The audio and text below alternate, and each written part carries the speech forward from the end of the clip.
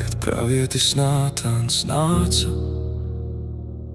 pie viņa pēc tam, kad viņš bija grēkojis ar Batsebu, apžēlojies par mani, ak, Dievs, savā žēlastībā, izdzēs manus pārkāpumus savā lielajā apžēlošanā.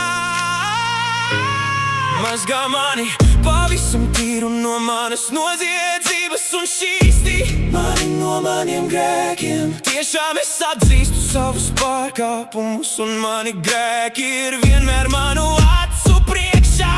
Vienīgi tevis priekšā es esmu grēkojis un darījis to, kas ļaus. Tavās acīs, lai tu paliec taisns savos spriedumos un nevainojam savā tiesneša darbā. Piedzīvainas apziņā es esmu dzemdināts, un grēkos māte mani ir ieņēmusi redzi. Tev patīk patiesība, kas apslēpta sirds dziļumos, un tu māci man noslēpumos izprast gudrību. Šķīstī mani no grēkiem arī zapulā, es topu šķīst, mazgā mani, lai es topu baltāks par sniegu.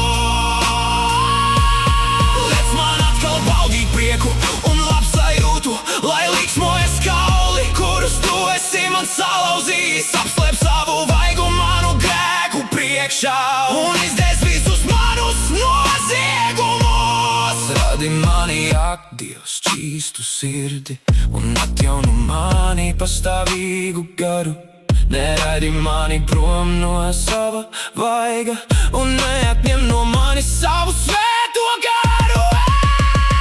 Atdod man atkal atpakaļ savas pestīšanas prieku un stiprini mani ar paklausības garu. Es mācīšu pārkāpējiem tavus ceļus, lai grēcinieki atgriežas pie tevis. Glāb mani no asins grēka, ak, Dievs, tu mans pestītājs, lai mana mute gavilēdama daudzina tavu taisnīgumu. Kungs, atdari man manas lūpas, lai mana mute teic tavu slavu, jo tu nepatīk kaujamie upuri, un ja es tev dotu dedzināmu upuri, tu to negribētu upuri. Kas patīk Dievam, ir satriekts gars. Saustu un saustu